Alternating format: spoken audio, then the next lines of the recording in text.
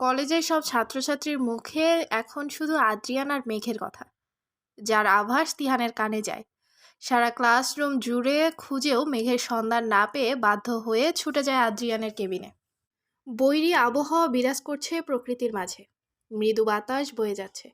কেবিনের সোফায় আদ্রিয়ানের বাহু শক্ত বাঁধনে ক্লান্ত শরীর নিয়ে ঘুমিয়ে আছে মেঘ। সিঁড়ি দিয়ে উপরে উঠে কেবিনের বাহিরে গিয়ে দাঁড়ায় তিহান।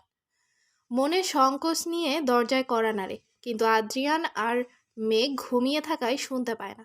তিহান বেশ কয়েকবার দরজায় কড়া নাড়ে, কিন্তু কোনো সাড়া শব্দ নাই। তিহান মাথা উঁচু করে কেবিনের কাছের ফাঁকা অংশ দিয়ে ভিতরে দেখার চেষ্টা করে, কিন্তু দরজায় ঝুলন্ত পর্দার জন্য দেখতে পায় না। হঠাৎ পূর্ব দিগন্ত থেকে আসা বৈরী বাতাসে কেবিনের পর্দা ধপ করে সরে যায়। হালকা মৃদু আলোয় রুমের সাইডে সোফায় দুটি দেহের ঘুমন্ত আলিঙ্গনের দৃশ্য দেখে তিহান স্তব্ধ হয়ে যায়। তার সারা শরীরের প্রতিটি শিরায় উপশিরায় চিনচিন ব্যথা শুরু হয়। কাচের জানালায় হাত দিয়ে নিজের শরীরের ভর ছেড়ে দেয়। তার চোখে অশ্রুকণা জড়িয়ে পড়ে। প্রত্যেক মানুষের জীবনে প্রথম প্রেম এক আলাদা অনুভূতির সৃষ্টি করে। তিহানের জীবনেও হয়তো তাই ছিল। রিমঝিম এক বর্ষায় প্রথম দেখা হয় মেঘের সাথে তিহানের। প্রথম দেখায় প্রেমে পড়ে যায় সে। মনের অজান্তেই কত স্বপ্ন আর ইচ্ছার মেলা সাজিয়েছিল, কিন্তু নিজের ভালোবাসার মানুষের অন্য কারো বুকে ঘুমিয়ে থাকতে দেখার মতো নিষ্ঠুর অনুভূতির শিকার হবে তা জানত না। তিহানের দুই চোখের কোণায় মৃদু পানি জমে যায়। অবশেষে তিহানের সন্দেহ সঠিক ছিল। মেঘ আদ্রিয়ানকে জড়িয়ে ধরে ঘুমিয়ে আছে, মানে তারা একে অপরকে ভালোবাসে। ভালোবাসি শব্দটা উচ্চারণ করতে গিয়ে তিহানের কণ্ঠে চাপা কান্না উৎফুল্লিত হয়। তার দ্বারা এই কেবিনের সামনে দাঁড়িয়ে থাকা সম্ভব হচ্ছে না। তিহান দ্রুত কেবিনের দরজা থেকে সরে দাঁড়ায়, নিজেকে শান্ত করে সিঁড়ি দিয়ে গটগট করে নিচে চলে যায়। কিন্তু অর্ধেক সিঁড়ি অবধি নামার আগেই তার দেখা হয় নুহার সাথে। মূলত নুহা মেঘকে দেখার জন্য কেবিনে এসেছিল। ছাত্রছাত্রী সবার মুখে আদ্রিয়ান আর মেঘের কথা শুনে নুহান কেবিনের দিকে ছুটে আসে। হঠাৎ মেঘকে কোলে নিয়ে, কেন আদ্রিয়ান ছাড়, মেঘ কি অসুস্থ? সিঁড়ি দিয়ে উপরে ওঠার সময় তিহানের সাথে দেখা হয় নুহার। তিহান শরীর ছেড়ে দিয়ে অবশ ভঙ্গিতে হেঁটে যাচ্ছিল। তার পাশে থাকা নুহার দিকে তাকিয়ে দেখেনি। কেবিন থেকে তিহান মেঘের সাথে দেখা করে এসেছে। নুহা প্রশ্ন করে, তিহান, আপনার সাথেই কি মেঘের দেখা হয়েছে? মেঘ কি অসুস্থ? ওর শরীরের অবস্থা এখন কেমন? নুহার কথার উত্তর না দিয়ে পাশ কাটিয়ে সিঁড়ি দিয়ে নিচে নেমে চলে যায় তিহান। তার মাথায় এখন কোনো কথাই ঢুকছে না। এমন চুপচাপ তিহানকে চলে যেতে দেখে নুহা ভীষণ অবাক হয়। প্রায় কয়েক ঘন্টা পর পর এই তিহানের কি হয়? 5 মিনিট হাসি খুশি থাকলে আর 10 মিনিট মুখ গম্ভীর করে বসে থাকে। মুখ চোখে এমন দেবদাসের মতো করে রাখে কেন? অদ্ভুত। থাক, তার এইসব চিন্তা করার কি প্রয়োজন? আগে মেঘের শরীরের অবস্থা জানা প্রয়োজন।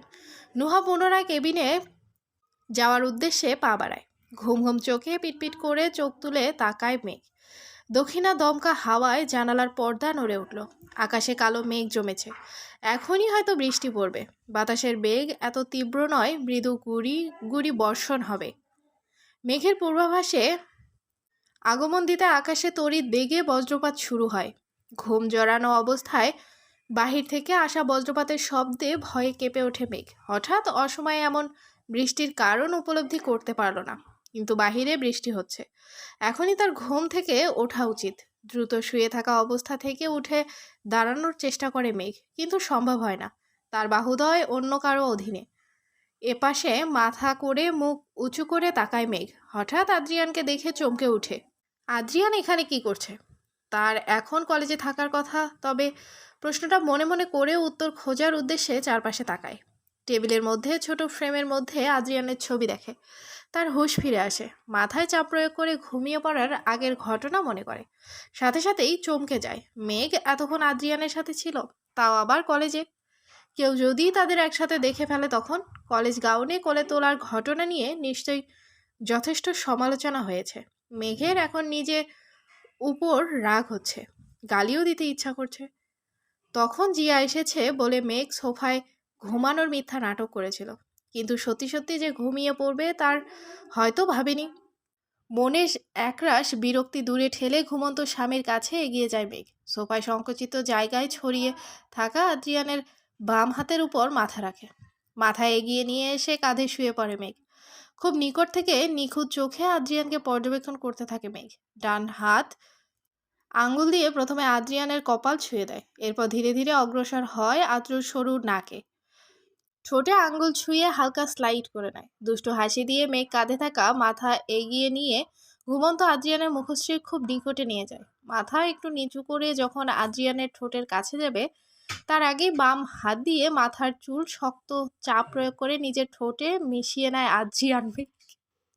হঠাৎ আদ্রিয়ানের এমন কাণ্ডে মাত্রা অতিরিক্ত অবাক হয় মেঘ। ধপ করে চোখ খুলে তাকায় আদ্রিয়ান। মুখে তার রহস্যময় হাসি আর ঠোঁটে মেঘের উষ্ণ ঠোঁট। খানিক সময়ের জন্য অবাক হয়ে যায় মেঘ, কিন্তু যখন আদ্রিয়ানের চালাকি বুঝে ওঠে, বৃথা নিজেকে ছাড়ানোর চেষ্টা করে সে। কিন্তু পুরুষালী আর্দ্রর শক্তির কাছে পরাজিত হয়ে নিজ স্বামীর কাছে আত্মসমর্পণ করে। প্রায় 5 মিনিট পর যখন মেঘের দম বন্ধ হয়ে যাওয়ার উপক্রম, তখন হাত দিয়ে আদ্রিয়ানের বুকে মৃদু ধাক্কা থাপ্পড় দেয় মেঘ। তার কর্মকাণ্ডে প্রমাণ করে দেয় তার নিঃশ্বাস বন্ধ হয়ে যাচ্ছে, এখনই ছেড়ে দিতে। কিন্তু আদ্রিয়ান এখন ঘোরের মধ্যে চলে গেছে।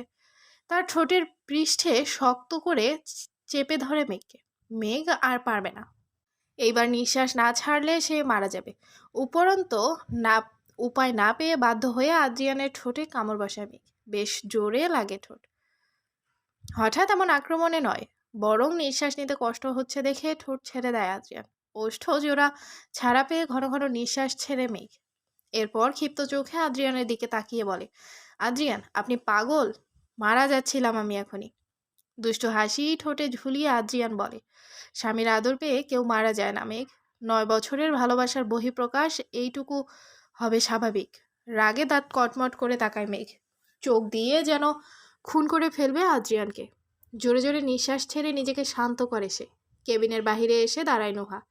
সাহস করে দরজায় কড়া নাড়ে। চাপা কণ্ঠে ডাক দিয়ে বলে ওঠে, মেঘ, আমি নুহা, তুমি কি ভিতরে আছো? নুহার কণ্ঠ শুনে কেবিনের ভিতরে থাকা দুইজনের হুঁশ ফিরে আসে। আদ্রিয়ানকে ঠেলে দূরে সরিয়ে সোফায় থেকে উঠে বসে। ঘড়ির দিকে তাকিয়ে দেখে সময় দুপুর 1টা। প্রায় কলেজের সব ক্লাস শেষ, এখনই ছুটি হয়ে যাবে। মেঘকে উঠে দাঁড়াতে দেখে আদ্রিয়ানও শোয়া থেকে উঠে বসে। এরপর বলে, মেঘ, কোথায় যাচ্ছ? আজ আর ক্লাস করতে হবে না, চলো বাসায় গিয়ে বাকি রোমান্স কন্টিনিউ করি। হঠাৎ আদ্রিয়ানের এমন প্রস্তাব শুনে কান গরম হয়ে যায় মেঘের, যেন এখনই ধোয়া বের হবে। চোখ বড় বড় হয়ে তাকিয়ে বলে, আপনি একাই বাসায় যান, আর পারলে জিয়াকে সাথে নিয়ে যান। দুইজনে মিলে বাকি রোমান্স কন্টিনিউ করবেন। নির্লজ্জ জঘন্য পুরুষ আপনি। মেঘের কথা শুনে আদ্রিয়ান শব্দ করে হেসে ওঠে। এরপর চোখ টিপ দিয়ে বলে, এজন্যই জঘন্য পুরুষ তোমার স্বামী হয় মেঘ।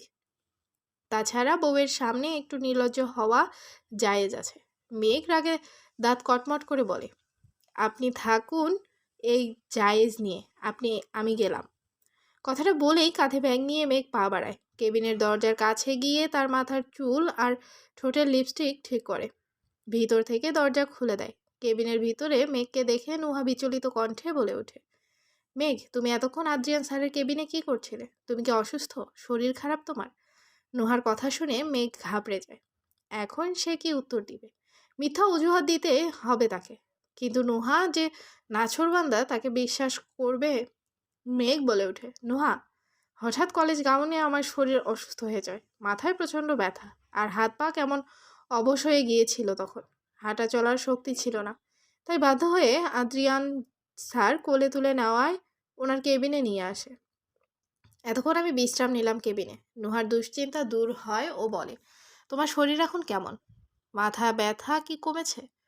আমি এখন সুস্থ আছি। মাথা ব্যথার জন্য ওষুধ খেয়েছি। নুহা শান্ত হয়ে কেবিনের ভিতরে থাকা আদ্রিয়ানের দিকে তাকায়। মেঘের ভিতর চোখ মুখ দেখে মনে হচ্ছে ও কোনো কথা লুকানোর চেষ্টা করছে। না, মিথ্যা বলছে। আদ্রিয়ান স্যারের সাথে আসলে মেঘের কি সম্পর্ক? শুধুই কি আত্মীয়, না এর চেয়ে বেশি? যদিও নুহার আগে থেকেই সন্দেহ ছিল। নুহা বলে, মেঘ, তোমার মাথা ব্যথা কি ঔষধ খেয়ে ঠিক হয়েছে, না আদ্রিয়ান স্যারের কেবিনে এসে ওনার সেবা যত্ন আর কাছে গিয়ে? নুহার কথার অর্থ বেশ ভালোই বুঝতে পারে মেঘ। ওর মুখে লজ্জা আর মৃদু রাগের আবির্ভাব ঘটে। তবে তাদের দুজনের কথার মাঝে দরজার আড়াল থেকে পুরুষালী এক কণ্ঠ ভেসে আসে, ডক্টর আদ্রিয়ান রেদোয়ান। এর ঔষধ খেয়ে সব রোগী সুস্থ হয়ে যায়। মাথা ব্যথা আর মনের সব অসুখ সারাতে আমি পারি নুহা। হঠাৎ আদ্রিয়ানের কণ্ঠ শুনে নুহা থতমত খেয়ে যায়। ভিতরে যে আদ্রিয়ান স্যার ছিল তা হয়তো নুহা ভুলে গেছে। আদ্রিয়ান দরজার আড়াল থেকে সম্মুখে আসে, মেঘের ঠিক পেছনে দাঁড়িয়ে নুহার দিকে তাকায়। নুহার এইবার লজ্জায় মারা যাওয়া ইচ্ছা করছে। জিহ্বা দিয়ে ঠোঁট কেটে মাথা নিচু করে ফেলে। যতই হোক আদ্রিয়ান তার স্যার হয়, এসব কথা যে শুনে ফেলবে তার আশা করেনি। নুহার অবস্থা দেখে মেঘ চোখ দিয়ে আদ্রিয়ানকে শাসায়, এরপর বলে, নুহা চলো ক্লাসে যাই, শেষ ক্লাস হয়তো শুরু হয়ে যাবে। নুহা চোখ উপরে উঠিয়ে চলে যাওয়ার উদ্দেশ্যে পা বাড়ায়। এর আগেই তার চোখে পড়ে আদ্রিয়ানের ঠোঁটে লেগে থাকা লাল রঙের উপর। নুহা তীক্ষ্ণ চোখে তাকায়, এরপর সন্দেহবোধক দৃষ্টি নিয়ে মেঘের ঠোঁটের দিকে তাকায়। পরে দুই দুইয়ে 4 হয়ে যায়। মেঘ নুহার হাত ধরে কেবিন থেকে বের হয়ে যেতে চায়। এর আগেই নুহা ওকে থামিয়ে আদ্রিয়ানকে বলে ওঠে, আদ্রিয়ান স্যার, আপনার ঠোঁটে লাল রং রয়েছে। মেবি আপনি ঠোঁটে লিপস্টিক দিয়েছেন। না, হয়তো। যার ঠোঁটে নুহার কথা শেষ হওয়ার আগেই তড়িৎ বেগে মেঘ তাকে থামিয়ে দেয়। আদ্রিয়ান দ্রুত তার ঠোঁটে আঙ্গুল ছোঁয়ায় সত্যিই সেখানে লিপস্টিক লেগে আছে। মেঘ বলে, নুহা চলো এখান থেকে। নুহার হাত ধরে মেঘ দ্রুত তাকে নিয়ে সিঁড়ি দিয়ে নিচে নেমে যায়। জোরে শব্দ করে মেঘকে পরামর্শ দিয়ে বলে ওঠে, মেঘ, তুমি কি ওয়াশরুম থেকে ঠোঁটটা মুছে আসবে? যদিও তোমার ঠোঁটের লাল লিপস্টিক নাই, কোথাও উধাও হয়ে গেছে। নুহার কথা শুনে মেঘের লজ্জা বাড়ে। সে সিঁড়ি দিয়ে নামার সময় আদ্রিয়ানের দৃষ্টি সীমানার বাহিরে যাওয়ার আগে মেঘ একবার পিছনে ফিরে তাকায়। আঙ্গুল দিয়ে ঠোঁট ছুঁয়ে ব্লাশিং করতে থাকে আদ্রিয়ানের। মেঘের দিকে তাকিয়ে উড়ন্ত চুমু ছুঁড়ে দেয় আর হাতের ইশারা করে প্রথমে নিজেকে বোঝায়, এরপর লাভ এঁকে মেঘের দিকে হাত বাড়িয়ে দেয়। কথার ইশারায় বোঝায়, আই লাভ ইউ মেঘ। কিন্তু আদ্রিয়ানের এমন প্রপোজের উত্তরে মুখ ভেঙচি কাটে মেঘ। এরপর সিঁড়ির নিচ দিকে তাকিয়ে লজ্জা মিশ্রিত হাসি দেয়। মনে মনে বলে, I love you too Adrian. শেষের ক্লাসে দ্বিতীয় সারিতে একা বসে আছে নুহা। পাশে তিহান নেই। কিন্তু তিহান কোথায় চলে গেল? সকাল থেকে প্রতিটা ক্লাস করেছে, কিন্তু হঠাৎ কি হলো ওর? নুহা ক্লাসরুমের চারপাশে নজর বুলায়, কিন্তু কোথাও তিহান নাই। তখন সিঁড়ি নিয়ে নিচে নামার সময় তিহানের মুখ এমন দেখাচ্ছিল কেন? কিছু কি হয়েছে? তিহান আজ এমন অদ্ভুত ব্যবহার করছে কেন? ঝগড়া করেনি, তর্ক করলো না, শান্ত চুপচাপ। কিন্তু নুহা কেন তিহানকে নিয়ে ভাবছে এত? কি হয়েছে ওর? তিহান ওর শত্রু হয়, কিন্তু নুহার মন মানছে না। একবার তিহানকে দেখার ইচ্ছা করছে তার।